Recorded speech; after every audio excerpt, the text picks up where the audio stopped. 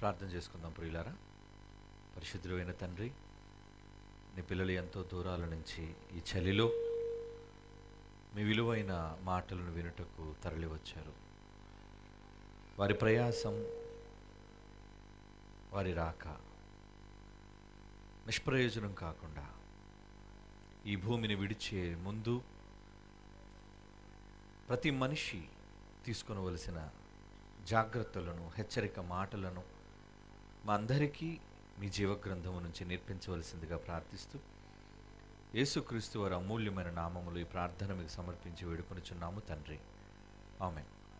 భూమి మీద పుట్టిన ప్రతి మనిషి ఏదో ఒక రోజు మరణించక తప్పదు. ఈ లోకాన్ని విడిచిపెట్టి వెళ్ళిపోవాలి.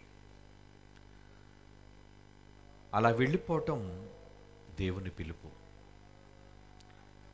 భూమి మీదికి ఒక మహాలోకం నుంచి వలస వచ్చిన వారముగా మనమందరం ఉన్నాం.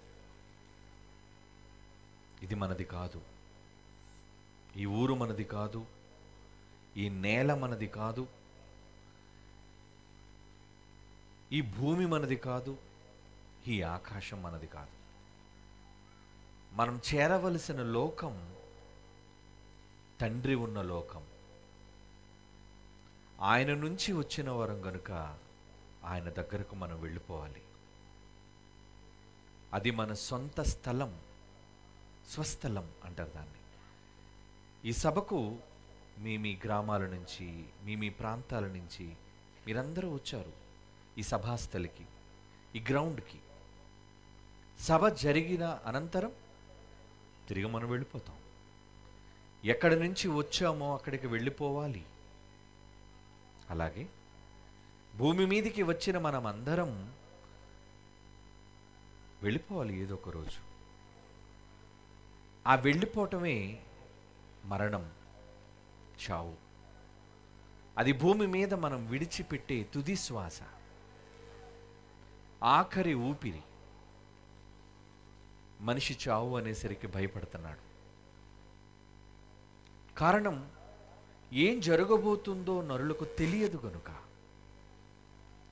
ఎక్కడికి వెళుతున్నామో, ఎక్కడికి వెళ్ళాలో, ఈ విషయాలపైన ఒకవేళ నిజంగా మనం అవగాహన కలిగి ఉంటే, తెలుసుకుని ఉంటే భయపడమండి, చావుకు భయపడం.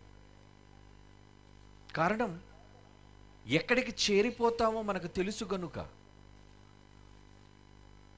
భూమి మీద ఎవరి పనుల మీద వచ్చామో ఎరిగిన వారము గనుక, శ్వాస విడిచిన తరువాత ఎక్కడికి చేరిపోతామో ముందుగా తెలుసు గనుక మనకు భయం ఎందుకుంటుంది? ఏ మనిషి అయినా మృత్యువు కొరకు భయపడుతున్నాడు అంటే అతనికి భవిష్యత్తు తెలియదు అని అర్థం. చావు అన్న పదం వినగానే అతడు ఆందోళన చెందుతున్నాడు అంటే కారణం, ఎక్కడికి వెళతాను అనే సందేహం, అనుమానం ఆయనలో ఉంది గనుక. మనం సందేహపడేవాళ్ళుగా ఉండకూడదండి. అందుకే కదా యేసుక్రీస్తు వారు భూమి మీదకి వచ్చారు. ఆయన వచ్చింది ఆయన ఉన్న చోటికి మనల్ని తీసుకుని వెళ్ళడానికి, ఆయన ఉన్న స్థలములో మనలను ఉంచడానికండి. 2000 సంవత్సరాల క్రితమై ఆయన ఈ మాట చెప్పి వెళ్ళిపోయాడండి. ఎంత మంచి మాట, ఎంత గొప్ప అభయం ఇచ్చాడో చదువుదాం ఒకసారి ఆ మాట. యోహాను రాసిన సువార్త 14వ అధ్యాయం, యోహాను రాసిన సువార్త 14వ అధ్యాయం 3వ వచనం. యేసుక్రీస్తు వారు స్వయంగా చెబుతున్నారు చూడండి. నేను వెళ్ళి మీకు స్థలము సిద్ధపరిచిన ఎడల నేనుండు స్థలములో మీరును ఉండులాగున నేను మరలా వస్తాను. నా యొద్ద ఉండుటకు మిమ్మును తీసుకొని పోవుదును.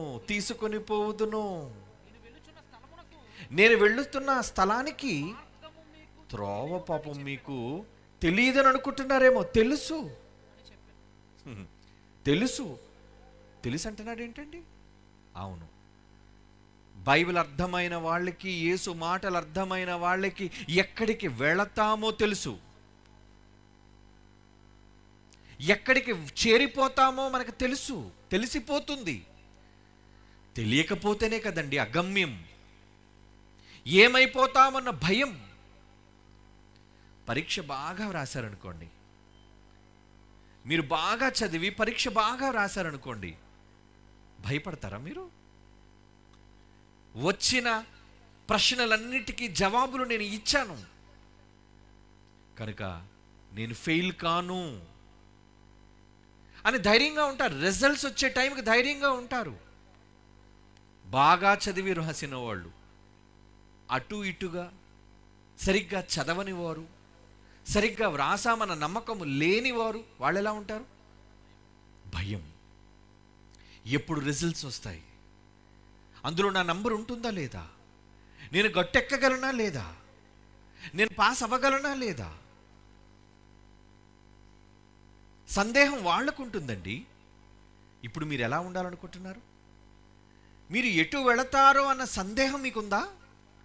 ఏమోనండి, నేను పరమునకు పోతాను లేదా ఘోష చేసే పాతాళానికి పోతాను అనే సందేహం ప్రపంచ మనుష్యులలో ఒకవేళ ఉంటే ఈ మాటలు వాళ్ళని కాపాడుతాయి.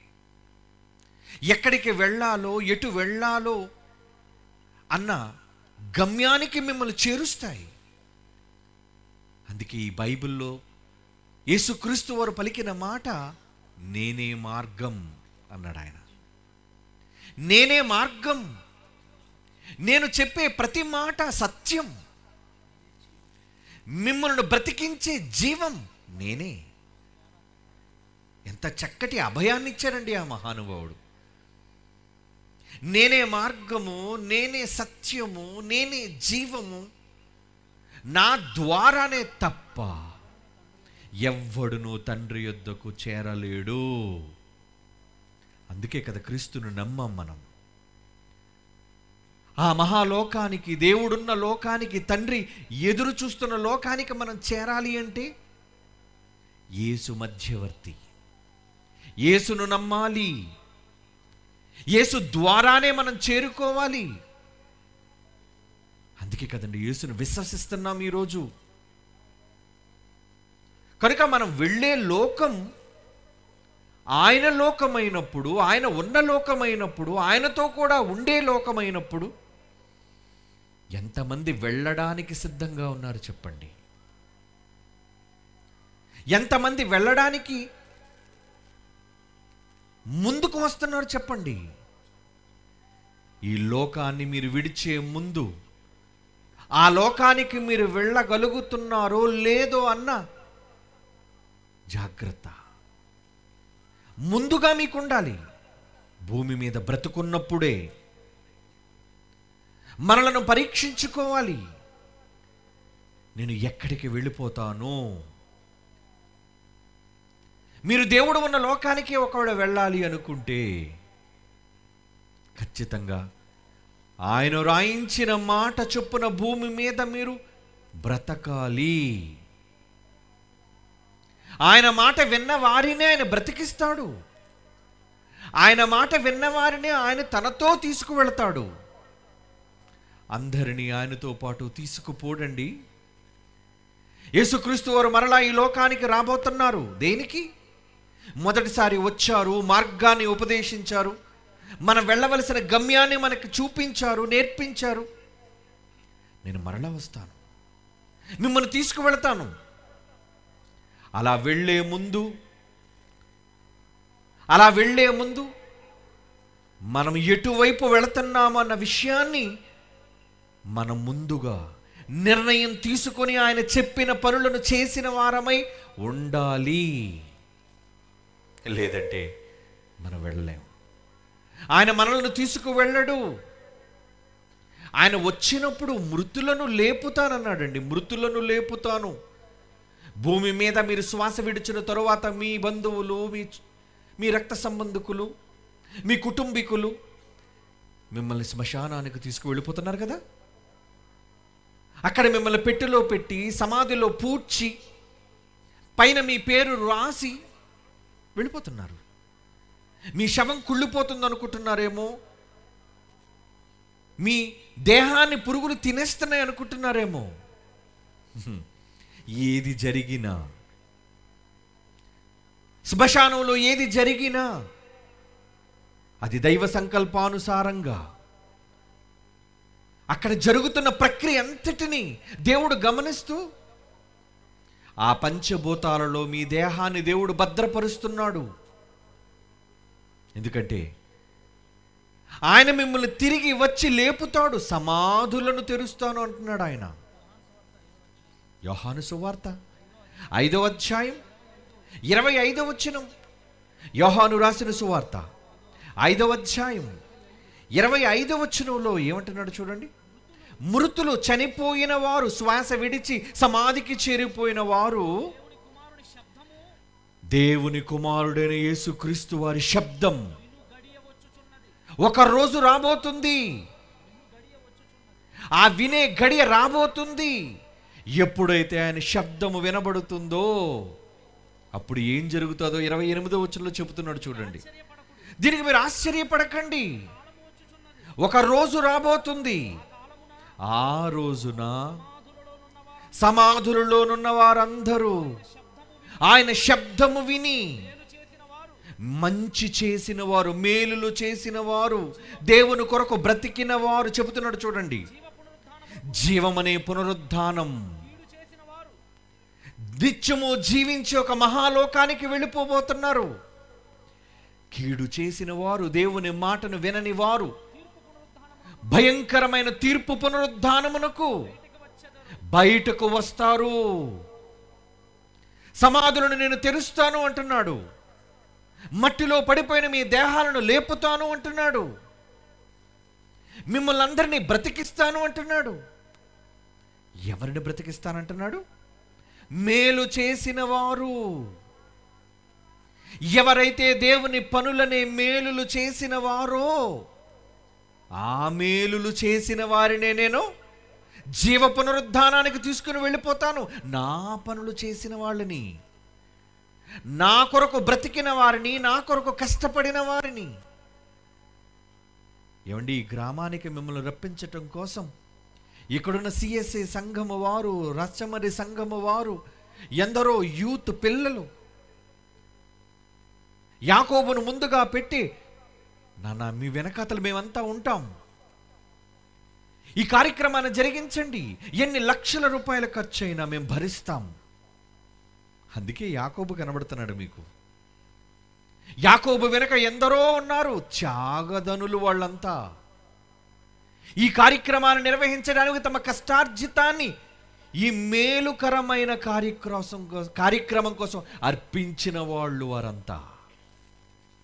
ఈ లైట్లు వెలుగుతున్నాయంటే, ఈ మైకులు పలుకుతున్నాయంటే, ఈ మంచి మాటలు మీకు వినబడుతున్నాయంటే మేలు, మీకు మేలు, మంచి, మీకు మంచి జరగాలి, ఇన్ని వేల మందికి మంచి జరగాలన్న సదుద్దేశంతో వారి కష్టార్జితాన్ని ధారపోసి ఈ సేవార్థమై ఇచ్చిన వాళ్ళు. నేను మరొక మంచి మాట విన్నానండి. కొందరు వ్యతిరేకముగా ఒకప్పుడు ఉన్నవారు కూడా అన్నా ఈ సభలకు సహకరించారు, వాళ్ళ మనస్సును మార్చుకున్నారు, తమ త్యాగాన్ని ఈ సభలకు ఇచ్చారు అని పిల్లలు చెప్పినప్పుడు నేను ఎంత సంతోషించానంటే, వెరీ గుడ్. మన మధ్య విరోధాలు ఏంటర్రా, మన మధ్య శత్రుత్వాలు ఎందుకర్రా? మనం వెళ్ళవలసినది ఆ మహాలోకానికి. ఆ లోకానికి ఎలా వెళ్ళాలో అన్న దానిపైన ఆలోచన దృష్టి పెట్టవలసిన మనం పగలని, ద్వేషాలని, కోపాలని, అనవసరమైన వాటిపైన మన జీవితాన్ని నిష్ప్రయోజనంగా ఖర్చు చేస్తున్నాం. మీకు ఇవ్వబడిన ఆయుష్కాలం చాలా విలువైనదండి. మనకిచ్చే దేవుడు ఇచ్చిన ఈ ఊపిరి ఎంత విలువైనదో, ఆ విలువైన ఊపిరిని ఎవరి కోసం వాడుతున్నారు మీరు? ఏమండి, ఒక పెళ్ళికి వచ్చిన 500 మందికి భోజనం పెట్టడం అంటే నిజంగా ఆ కుటుంబాలు, ఇరు కుటుంబాలు ఎంత నలిగిపోతాయి. ఎందుకంటే వాళ్ళకి మాంసం పెట్టాలి, వాళ్ళకి బిర్యానీ వండాలి, ఒక 500 మందికి వివాహానికి ఆహ్వానించి వాళ్ళకి భోజనం పెట్టడమే ఎంతో కష్టమైన ఈ రోజులలో ఏమండి, నిజంగా పట్టణాల్లో కూడా ఇలా జరగవండి. పెద్ద పెద్ద పట్టణాలు, లక్షల మంది ఉన్న పట్టణాల్లో కూడా సభలకు వచ్చిన ఇంతమంది జనానికి భోజనం పెట్టరండి వాళ్ళు. కానీ మీరు పెడుతున్నారు. వాళ్ళకంటే మీరు చాలా గొప్పవాళ్ళు. ఏమండి, నిజంగా మీరు గొప్పవాళ్ళండి. ఇన్ని వేల మందికి ఆ భోజనం, అది సాదా భోజనం కాదట, బిర్యానీ రైస్ వండుతారటండి. మీ అందరికీ చికెన్ వండి పెడతారటండి రేపు. మీరు వాక్యం కోసమే వచ్చారండి, భోజనం కోసం వచ్చిన వాళ్ళు కారు మీరు. అన్నిటికంటే ముఖ్యంగా వాక్యాన్ని ప్రేమించి ఇంత దూర భారం అనుకోకుండా మీరందరూ పసిపిల్లలను ఒడిలో పెట్టుకుని వచ్చిన వాళ్ళండి మీరంతా. భయంకరమైన చలి మనల్ని చుట్టూ ముడుతున్నా కేవలం ఆయన మాటలు విని మీ మనస్సులు మార్చుకోవడానికి వచ్చారే. మీ అందరికీ కూడా నాన్ వెజిటేరియన్తో ఇన్ని వేల మందికి భోజనమా? ఏమండి, క్వింటా చికెన్ అయినా పర్వాలేదండి. అంటే ఒక క్వింటా అంటే 100 కేజీలండి. 2 క్వింటాలైనా పర్వాలేదండి, వేస్తాం సిద్ధం అని సంఘస్థులు అంటున్నారట. వండర్ఫుల్. ఏమండి, 6 కలిసి 6 క్వింటాలు మేము ఇచ్చేస్తాం. 6 క్వింటాలు అంటే 600 కేజీల కోడి మాంసం మీకోసం. ఎందుకు చేస్తున్నారు తెలుసా ఈ పనులన్నీ? మీ అందరికీ ఎందుకు ఇంత చక్కటి ఆహారం ఎందుకు ఇస్తున్నారు తెలుసా? ఒకరోజు యేసు ప్రభు అడుగుతాడు, లేపిన తర్వాత, ఇప్పుడు మీరు విన్నారే, సమాధులు తెరుస్తాను, మీరందరూ సమాధుల్లోంచి లేస్తారు, మేలు చేసిన వారు జీవ పునరుద్ధానానికి వెళ్ళిపోతారు అని చెప్పాడే. ఆ రోజు యేసు అంటాడట, ఇలాంటి ఉత్తమమైన కార్యాలు చేసిన వాళ్ళందరిని వైపు చూచి, అదే కుడి పక్కన ఉన్న వాళ్ళని చూచి ఏమని మాట్లాడుతున్నాడో ఇప్పుడు మీ బైబిల్ తెరిచి చూడాలి. మీ శ్వాస ఒకవేళ మీరు విడిచిన తరువాత ఈ మట్టిలోని కలిసిపోతే ఆయన వచ్చినప్పుడు మీరు లేస్తారు. అలా లేచిన మిమ్మల్ని మత్తయి సువార్త 25వ అధ్యాయంలో యేసు ప్రభువు వారు తన కుడివైపు ఉన్న వారిని చూచి ఏమని మాట్లాడుతున్నాడో చూడండి. 34వ వచనం. మీ అందరూ బైబిల్ తెరిచి చూడండి ప్రియులారా. మత్తయి సువార్త 25వ అధ్యాయం 34వ వచనం. అప్పుడు రాజు తన కుడివైపు ఉన్నవారిని, ఎవరా రాజు? ఆయనే యేసు రాజు, మనందరి రాజు, రక్షకుడు, మనందరి కోసం ప్రాణం పెట్టిన మహనీయుడు. ఆయన మిమ్మల్ని చూచి అంటాడట, నా తండ్రి అయిన దేవుని చేత పరలోకము నుండి ఆశీర్వదింపబడిన వారులారా రండి, కమాన్. లోకము పుట్టినది మొదలుకొని మీ కొరకు నేను ఒక మహాలోకాన్ని సిద్ధం చేశాను. ఆ మహాలోకాన్ని స్వతంత్రించుకోండి, రండి, మీకే ప్రవేశం. 35వ వచనం.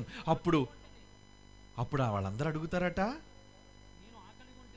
ఏం చేశావనయ్యా మమ్మల్ని తీసుకువెళ్తున్నావు నువ్వు అని అంటే, వారికి జవాబిస్తున్నాడు చూడండి యేసుక్రీస్తు వారు. ఏమనిస్తున్నారు ఆయన? నేను ఆకలితో ఉన్నానయ్యా, మీరు నాకు భోజనం, అన్నం పెట్టారు. మీరు ఆకలితో ఉన్నప్పుడు అన్నం పెట్టారు మీరు నాకు.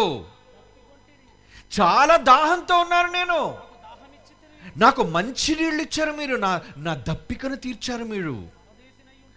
ఎక్కడో ఒక పరాయి ప్రాంతంలో నేను ఉంటే, ఈ ఊరి నాది కాకపోయినా, ఈ గ్రామం నాది కాకపోయినా, ఈ జిల్లా నాది కాకపోయినా, చివరికి రాష్ట్రం నాది కాకపోయినా నన్ను చేర్చుకున్నారు మీరు.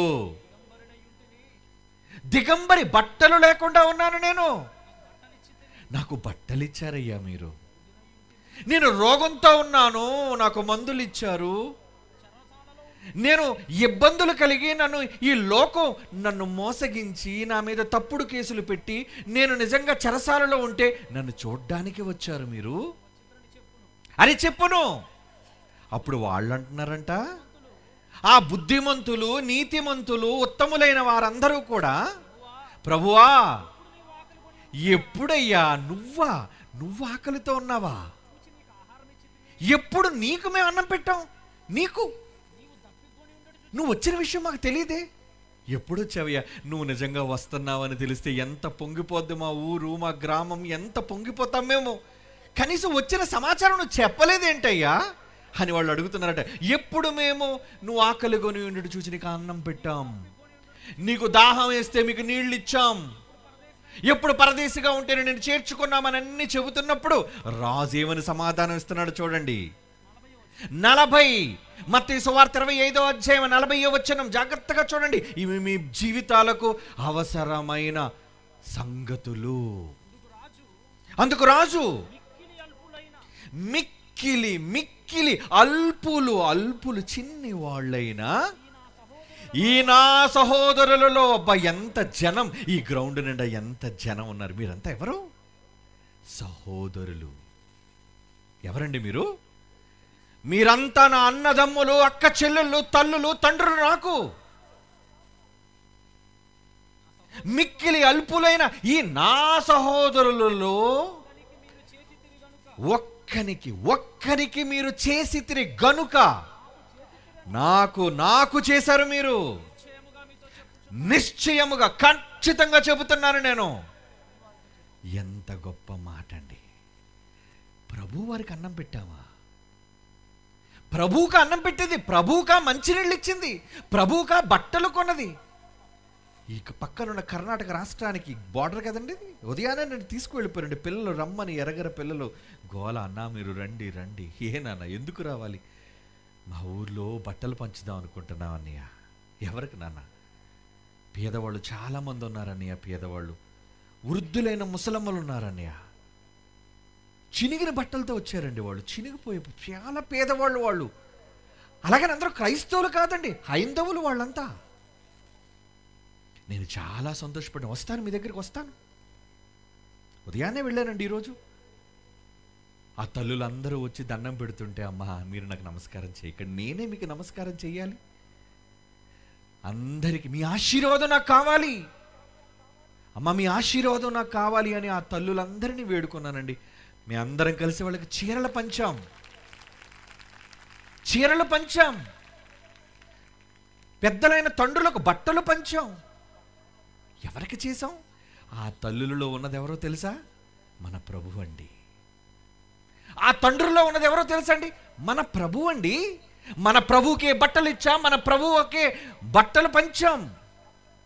అందుకే అంటున్నాడు, ఒక్కనికి చేస్తే ఆయనకి చేసినట్టే అన్నప్పుడు.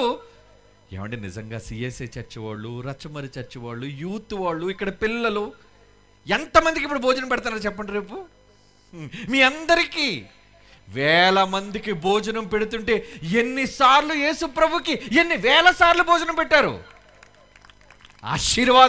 ఆశీర్వాదం మీకు. నిజంగా చెప్తున్నారు, దేవుని ఆశీర్వాదాలు మీకు మీ పిల్లలకు ఉంటాయి. మార్కు రాసిన సువార్త 9వ అధ్యాయం 41వ వచనం. మార్కు సువార్త 9వ అధ్యాయం 41వ వచనం.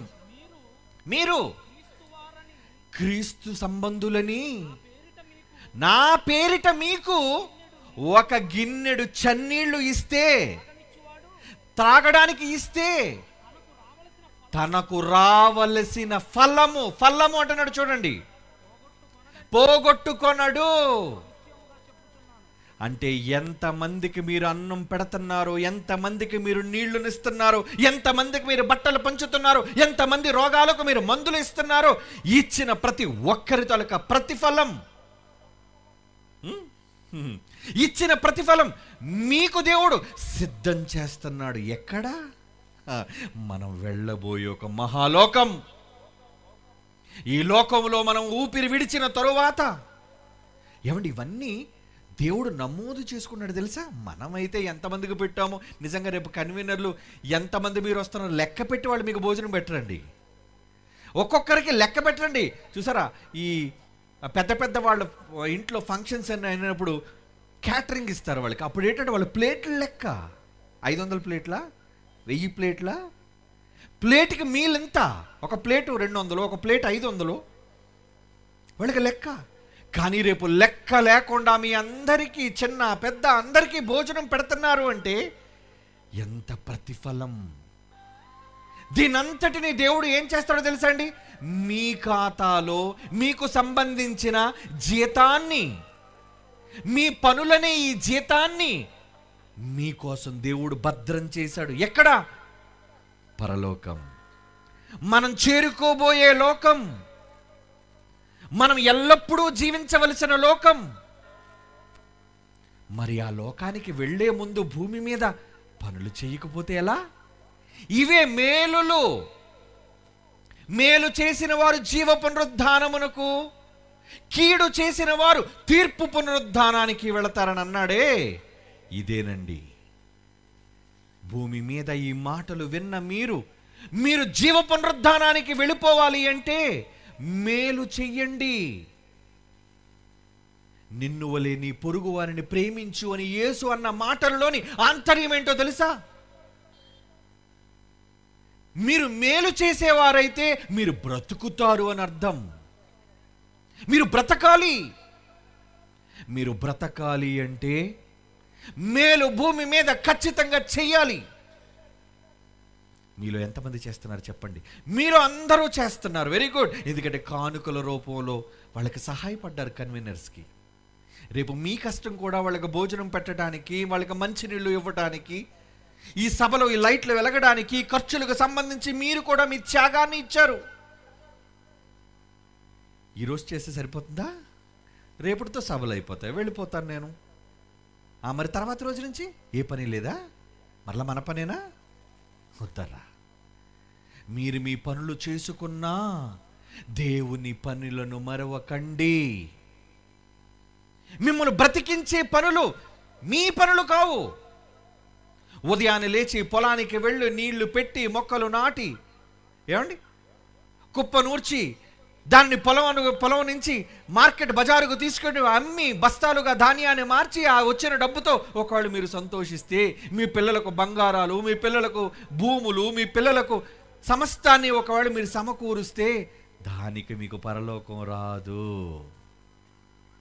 ముందుగానే చెబుతున్నానండి. మీకోసం, మీ పిల్లల కోసం పడిన ఏ కష్టానికి మీకు ఫలం రాదు. మీరు బ్రతకరు. మరి ఎవరికి చేయాలి? నీ పొరుగువానికి. దేవుని సేవార్థమై, దేవుని పని జరిగించడానికి. ఎక్కడ దేవుని మాటలు వినిపించబడాలో ఆ మాటలు వినిపించబడ్డానికి మీ కష్టం ఉండాలి. అందులో మీ జీవితాల్లో ఎన్ని మేలులు చేశారో ఒక్కసారి మీరు రాసుకోండర్రా. నేను ఇప్పటి వరకు దేవుడిచ్చిన ఆయుష్కాలంలో ఎంతకాలం బ్రతికాను? 30, 40, 50, 60 సంవత్సరాలు బ్రతికామే. ఈ బ్రతుకు కాలం అంతటిలో ఎన్ని మేలులను నేను చేశాను. అది మీకు సంబంధించిన మేలై ఉండకూడదు, దేవునికి సంబంధించిన మేలై ఉండాలి. చేశారా దేవుని కోసం ఏమైనా మేలులు? ఎవరి పనుల మీద మీరు ఉన్నారు చెప్పండి? ఎవరి పనులండి మనకి? ఎప్పుడు మన పనేనా? దేవుడు పని అక్కర్లేదా మనకి? ఈరోజు అక్కడ వాళ్ళు అనుకోకపోతే, ఈ సభలు నిర్వహించాలని అనుకోకపోతే మీరంతా వచ్చుండేవాళ్ళ? మేమంతా అంత దూరాల నుంచి వచ్చుండేవాళ్ళం?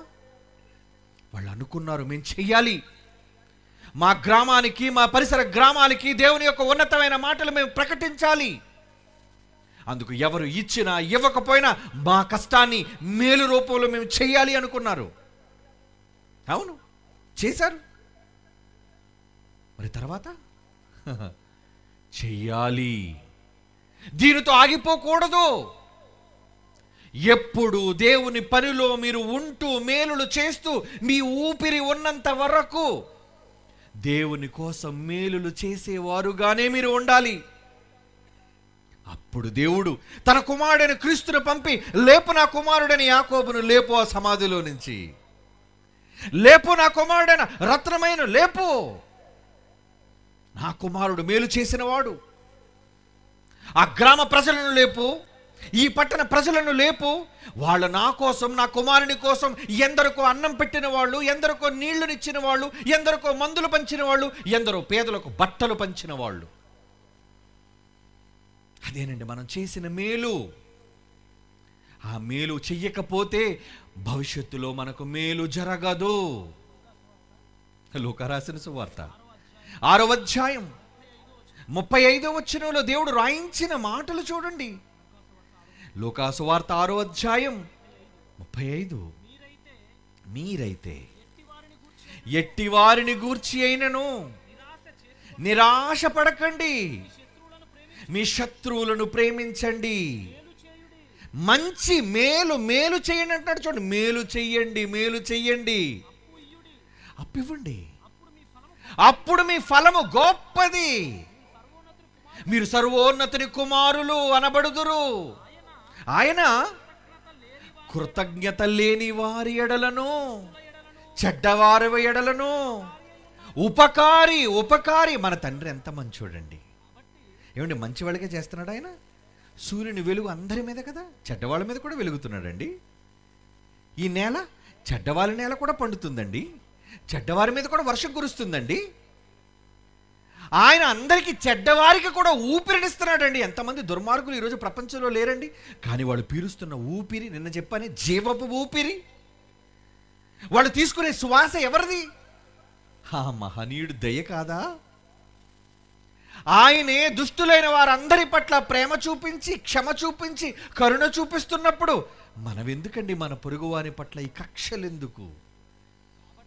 కాబట్టి మీ తండ్రి కనికరము గలవాడై ఉన్నట్లు మీరును కనికరము గలవారై ఉండండి. కనికరం, కనికరం, కనికరం.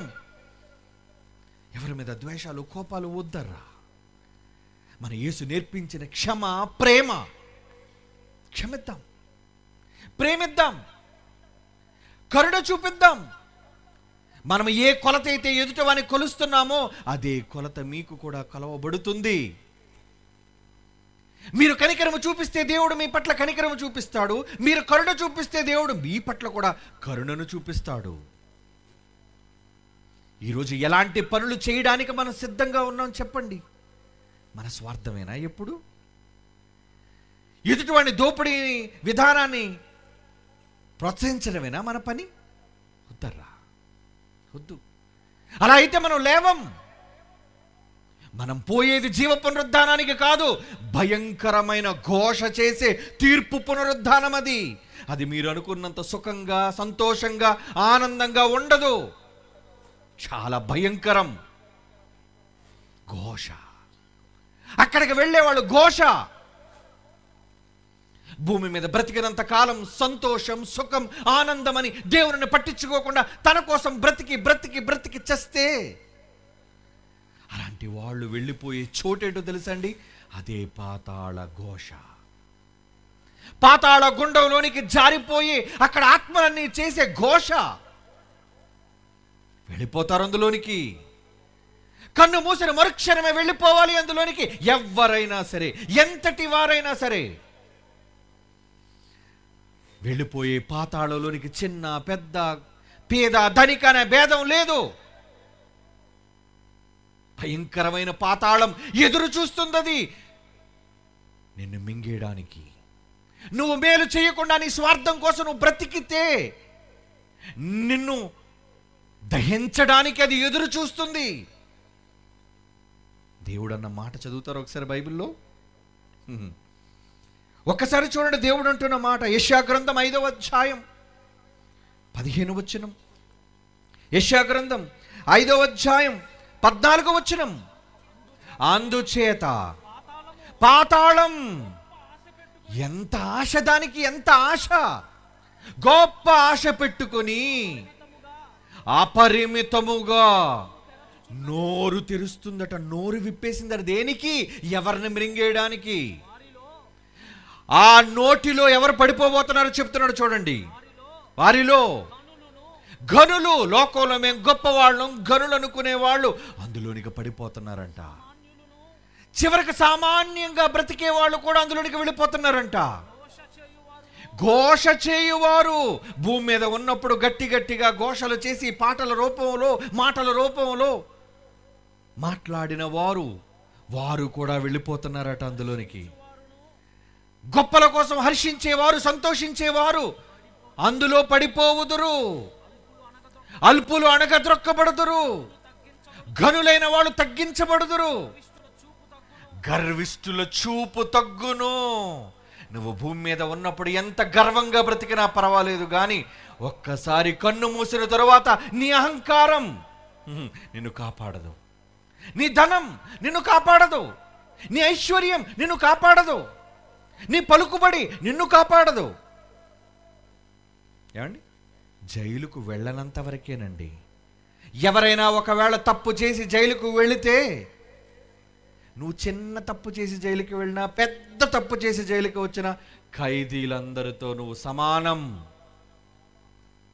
నేను గొప్పవాణ్ణి అని చెప్పుకుంటే కుదరదు. నువ్వు ఖైదీలతో పాటు లైన్లో నిలబడు.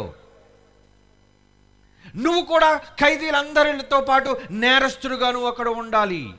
నువ్వు బయట రాజకీయ నాయకుడు కావచ్చు, నువ్వు బయట డబ్బున్నవాడు కావచ్చు, కానీ ఒక్కసారి ఖైదులోనికి వచ్చిన తరువాత నీ చూపు దించు కిందకి.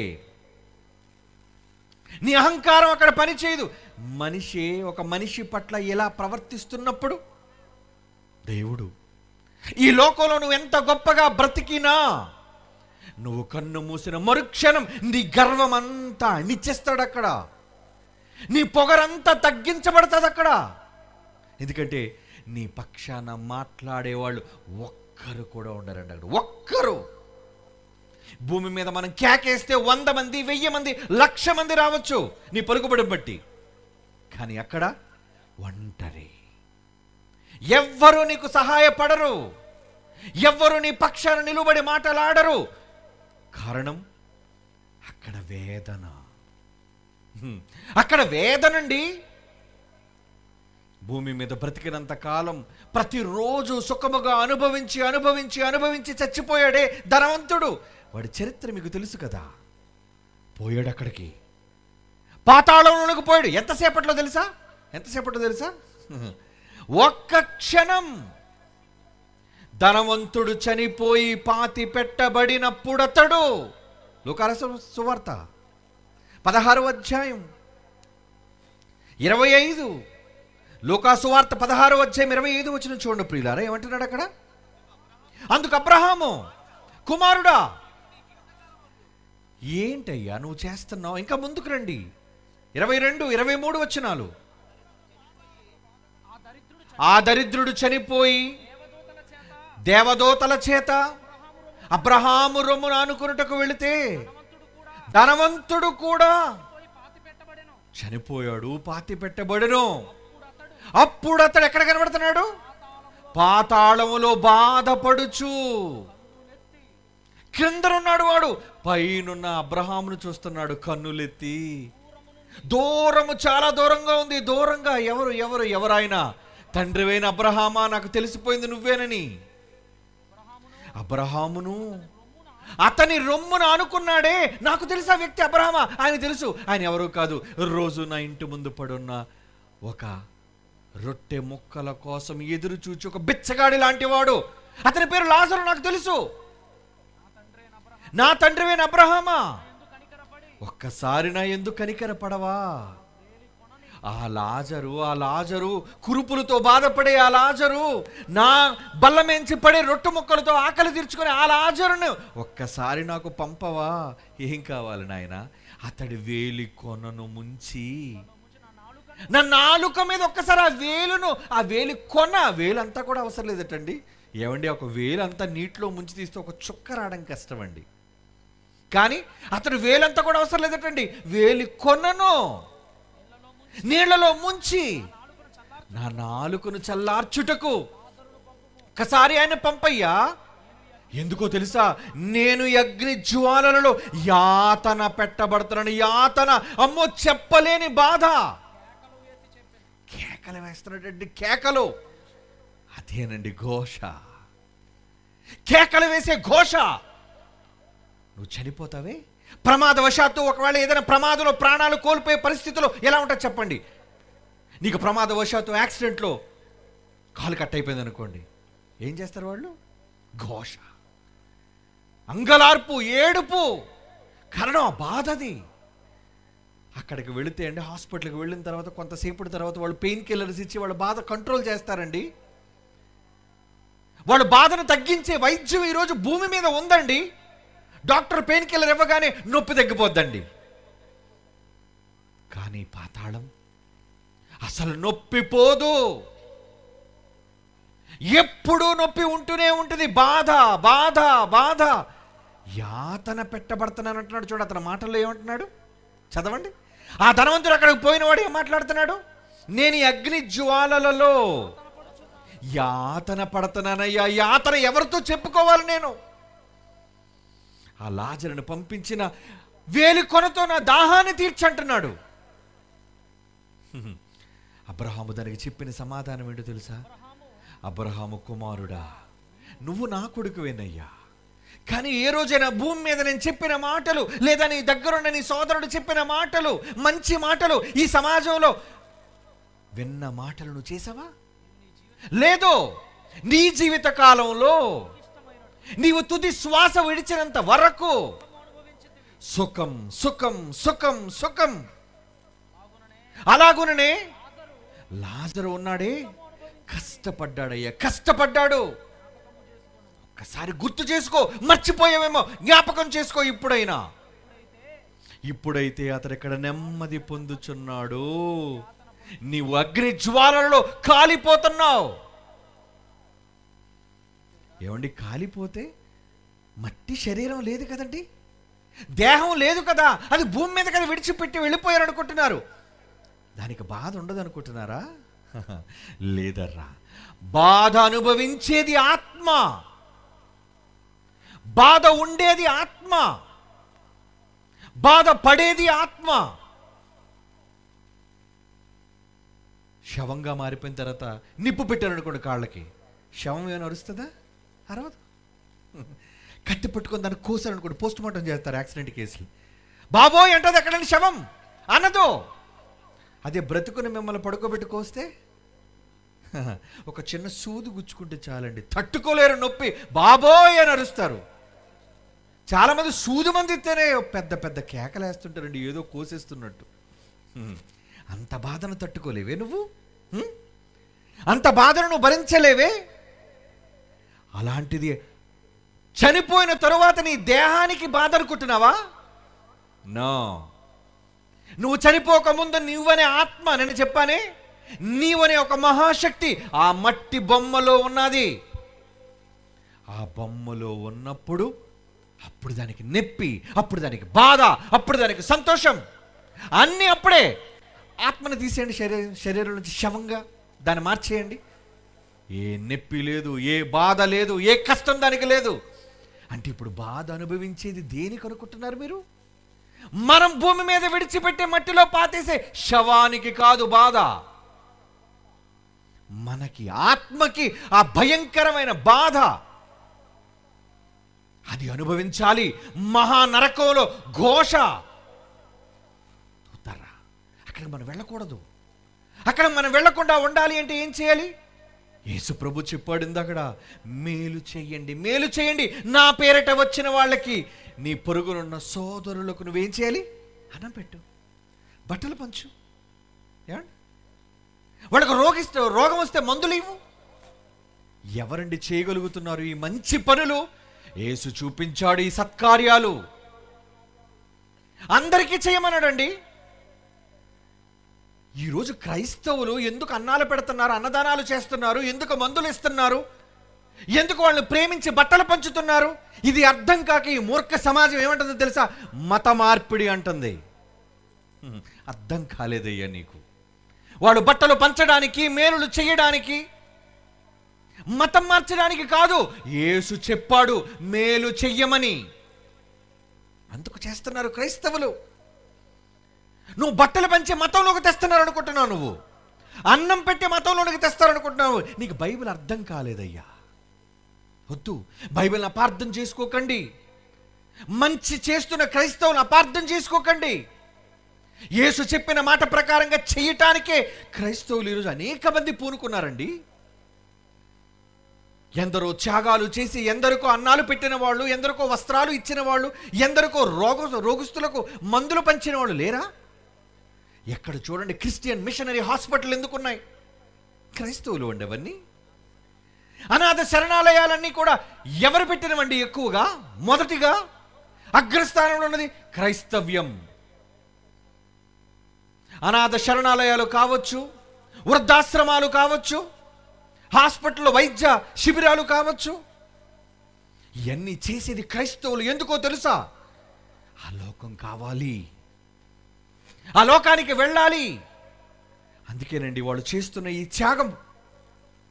అయితే ఈ మేలులు మీ జీవితంలో ఎప్పుడో ఒకప్పుడు చేసి ఆగిపోయేవిగా ఉండకూడదు. ఎప్పుడు చెయ్యాలో చెప్తున్నాడు చూడండి. ఎల్లప్పుడూ మీరు చెయ్యాలి. గలతీయులకు రాసిన పత్రిక 6వ అధ్యాయం 9వ వచనం. గలతీయులకు రాస్తున్న పత్రిక 6వ అధ్యాయం 9వ వచనం చూడండి ప్రియులారా. మనము మేలు, ఈ మంచి చేయుట యందు అసలు విసిగిపోకండి. మీరు ఏమండి మొన్నే కదండి మీటింగ్ పెట్టాం, మళ్ళా పెట్టాలా? ఎక్కడి నుంచి తెస్తాం డబ్బు? కష్టపడు. మనం అలిసిపోకుండా మేలు చేసితిమే. ఒక చేసావా? తగిన కాలం నువ్వు మంచి పంట కోస్తావు. అదే యేసు వచ్చిన దినం, నీ పునరుద్ధానం, నీ శవం లేవటం.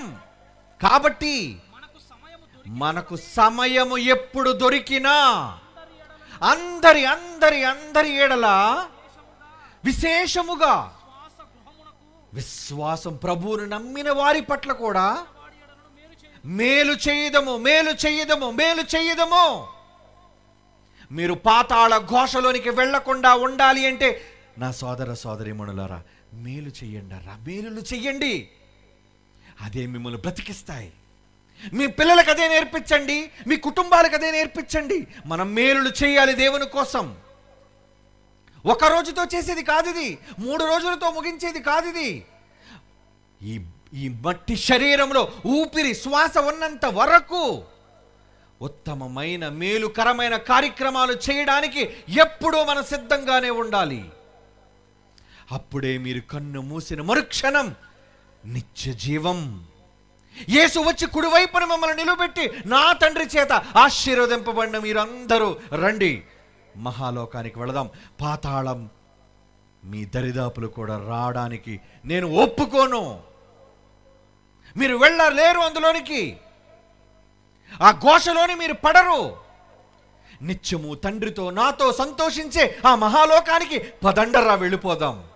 మేఘముల మీద తీసుకుని వెళ్ళిపోతున్నాడు ఆయన మనల్ని. కావాలా లోకం? ఏ లోకం కావాలి? మీకోసం, మీ కుటుంబాల కోసం, మీ ఊరి కోసం, ఈ జనం కోసం మీరు బ్రతికి పాతాళానికి వెళ్ళిపోతారా? లేదు, దేవుని కొరకు ఆయన చెప్పినట్లుగా ప్రజలకు మేలులు చేసి దేవుడు ఇవ్వబోయే మహాలోకానికి మీరు వెళతారా? ఆలోచించండరా. ఇదే భూమి మీద మీరు బ్రతుకున్నప్పుడే తీసుకొనవలసిన మంచి నిర్ణయం. అందుకే మిమ్మల్ని రప్పించాడు ఇక్కడికి. అందుకే మీకు ఈ మాటలన్నీ స్పష్టంగా వినబడేటట్టు చెప్పుతున్నాడు. నాయన వినండి, ఇది విధానం, ఇలా మీరు చేస్తేనే మీరు వెళ్ళేది స్వర్గం. మీ ఊపిరి విడిచిన మరుక్షణం మీరు వచ్చేది నా దగ్గరకు, లేదా నిత్యాగ్ని దండన, భయంకరమైన ఘోష చేసే అపరిమితముగా నోరు తెరిచిన ఆ పాతాళ కోపంలోనికి పడిపోతారా? వద్దు, అందులో వెళ్ళకండి. మీరు వెళ్ళకూడదు. అందుకేనండి దేవుడు మిమ్మల్ని పిలిచి, మిమ్మల్ని ప్రేమించి, ఈ మేలులన్నిటినీ చేయించి మీకు వినిపిస్తున్నాడు ఈ మాట. ఈ మేలులు విన్న మీరేం చేయాలి? నీ పొరుగు వాని పట్ల మేలు చేయటంలో అలిసిపోకండి, విసిగిపోకండి, లేదు అనకండి, చెయ్యలేము అనకండి. అంటా మనం దేవుని పని చేయటానికి ఎప్పుడు నేను ఉన్నాను అని మీరు ముందుండాలి. దేవుని పని చేయడానికి ఎంత అవసరం అన్నప్పుడు నేను ఇస్తాను అని మీరు అనాలి. అది మన కోసం అయితే మనం చెయ్యమా? మన గర్భాన పుట్టిన బిడ్డకు బాగోలేక వైద్యం కోసం హాస్పిటల్లో జాయిన్ చేసి అర్జెంటుగా ఆపరేషన్ చేయాలి, ఇన్ని లక్షల రూపాయలు కావాలి అంటే ఏం చేస్తాం? నా దగ్గర లేవండి అంటావా? మన బిడ్డను కాపాడుకోవడం కోసం తల తాకట్టు పెట్టి ఉన్నవి అమ్మైనా సరే ఆ ప్రాణాన్ని నిలబెడతామే. అది నీ వాళ్ళు కనుక, అది దేవుని కోసమైతే. అంటే నీకు నీ కుమార్తె ఎక్కువ అన్నమాట, నీకు నీ భర్త ఎక్కువ అన్నమాట, నీకు నీ రక్త సంబంధికులు ఎక్కువ అన్నమాట. ఆయన పని అంటే ఎవరో చేస్తారులేండి. నేను ఇవ్వకపోతే దేవుని పని ఆగిపోద్దా? నేను చేయకపోతే దేవుని పని ఆగిపోద్దా అనే నిర్లక్ష్య వైఖరి వద్దు. వద్దరా.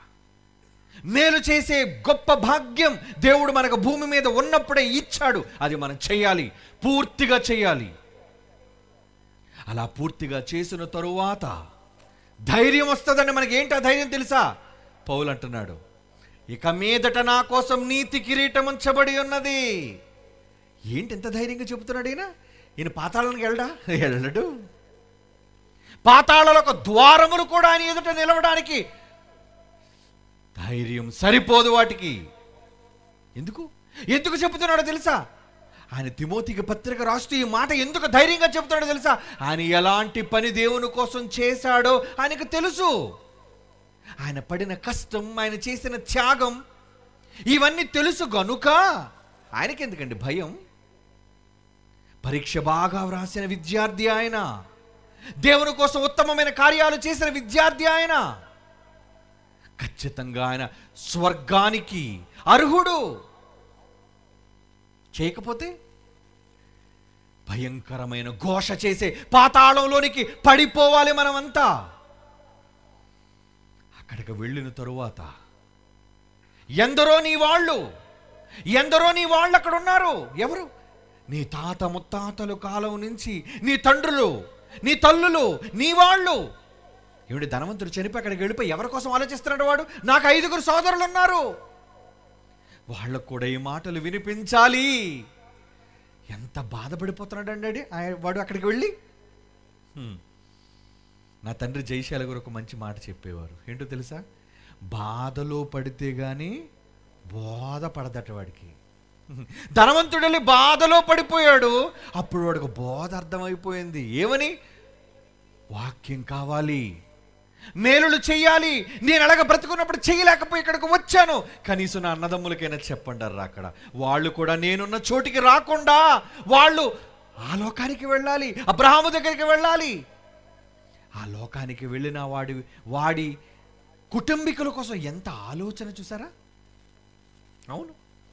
మరి మీరు చచ్చిన తరువాత ఆలోచించవలసిన పని లేదండి. బ్రతుకున్నప్పుడు ఆలోచించండి. మీ కుటుంబాల కోసం, మీ పట్టణం కోసం, మీ గ్రామం కోసం, మీ రక్త సంబంధుల కోసం, మీ స్నేహితుల కోసం బ్రతుకున్నప్పుడే ఆలోచించండి. అప్పుడే మీరు చనిపోయిన తర్వాత, కన్ను మూసిన తరువాత నీ వాళ్ళందరూ నీతో ఉంటారు. లేదా నీ వాళ్ళంతా దూరంగా ఒక భయంకరమైన లోకంలో, అగ్ని జ్వాలలతో నిండిపోయిన ఆ పాతాళ గుండంలో ఎలా ఉంటారో. ఏమండి, చివరిగా ఈ మాట చదువుకొని సెలవు తీసుకుందాం. మత్తయి రాసిన సువార్త 13వ అధ్యాయం 41వ వచనం చూడండి. ముగింపు ఏం జరగబోతుందో. మనుష్య కుమారుడు తన దూతలను పంపును, వారు ఆయన రాజ్యములో నుంచి అభ్యంతరాలు, ఆటంకాలన్నిటినీ తొలగించి సకలమైన వాటిని, దుర్నీతి చెడ్డవారిని, పరులను సమకూర్చి అగ్నిగుండములో పడవేయుదురు. అక్కడ ఏడ్పు, ఘోష, పండ్లు కొరకటం, ఏడ్పు ఉండును. అప్పుడు అదే నీతిమంతులైతే, దేవుని కోసం మేలు చేసిన వారైతే తమ తండ్రి రాజ్యములో సూర్యుని వలె ప్రకాశం తేజరిల్లుతున్నారు. వినాలి ఈ మాటలు. యేసు ప్రభు చెప్పిన ఈ మాటలు 2000 సంవత్సరాల క్రితం ఈ ప్రపంచానికి నిజం చెప్పాడు.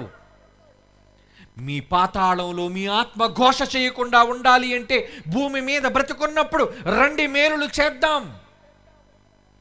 మేలులు చేసి ఆ మహాలోకాన్ని స్వతంత్రించుకుందాం. లేదా వెళ్ళిపోయే పాతాళం ఎంత దారుణంగా ఉంటుందో రేపు మీకు కళ్ళకు కట్టినట్లుగా చదివి వినిపించి తెరల మీద చూపిస్తాను. కళ్ళు మూసుకోండి, ప్రార్థన చేసుకుందాం. పరిశుద్ధుడు అయిన తండ్రి, ఆ మహాలోకానికి, మీరున్న లోకానికి మేము చేరాలి అనడానికే నీ పిల్లలందరూ ఈ శ్రమను ఓర్చి వచ్చారు నాయన. చలిని ప్రక్కను పెట్టి, పనులను పక్కను పెట్టి, మీ మాటలు విని మీ వద్దకు చేరాలి అనే ఆకాంక్షతో త్యాగాలు చేసిన వాళ్ళు ఎందరో సమిష్టి కృషితో ఈ మహా కార్యక్రమాన్ని జరిగించి ఉండగా, వారందరి బ్రతుకులను, ఈ మాటలను సరిచేసి నిత్య జీవానికి వారసులగుటకు వాళ్ళందరినీ తండ్రి ప్రేరేపించవలసిందిగా, వారి హృదయాలను తెరవవలసిందిగా మిమ్మల్ని వేడుకుంటూ ఉన్నాం. ఎందరో మేలు చేసి తమ త్యాగాలను ఇచ్చిన ప్రతి కుటుంబాన్ని మీరు దీవించండి, మీ భద్రతలో ఉంచండి. ఇదిగో పిల్లలు వెళుతున్నారు ఈ రాత్రిపూట, అందరినీ క్షేమముగా వారి గృహాలకు చేర్చండి. రేపటి చివరి దినము మరలా మేమంతా కలుసుకొని ఘోష చేసే భయంకరమైన ఆ లోకానికి జారిపోకుండా మమ్మను మేము ఎలాగు భద్రపరుచుకోవాలో, దాని భయంకరమైన ఉచ్చు నుండి ఎలా తప్పించుకోవాలో అన్న మెలకువలను మేము నేర్చుకొనగలుగుటకు రేపటి దినం మీ కృప కరుణ మాకు చూపించవలసిందిగా ప్రార్థిస్తూ యేసుక్రీస్తు వారి అమూల్యమైన నామములో ఈ ప్రార్థన విజ్ఞాపనలు మీ సన్నిధికి చేర్చుచున్నాము తండ్రి. ఆమేన్. మన తండ్రి అయిన దేవుని ప్రేమ, కుమారుడైన యేసుక్రీస్తు వారి కృప, పరిశుద్ధాత్మ దేవుని అన్యోన్య సహవాసం సదాకాలం ఈ మాటలు విన్న పిల్లలందరికీ తోడేండి నడిపించునుగాక. ఆమేన్. God bless you all.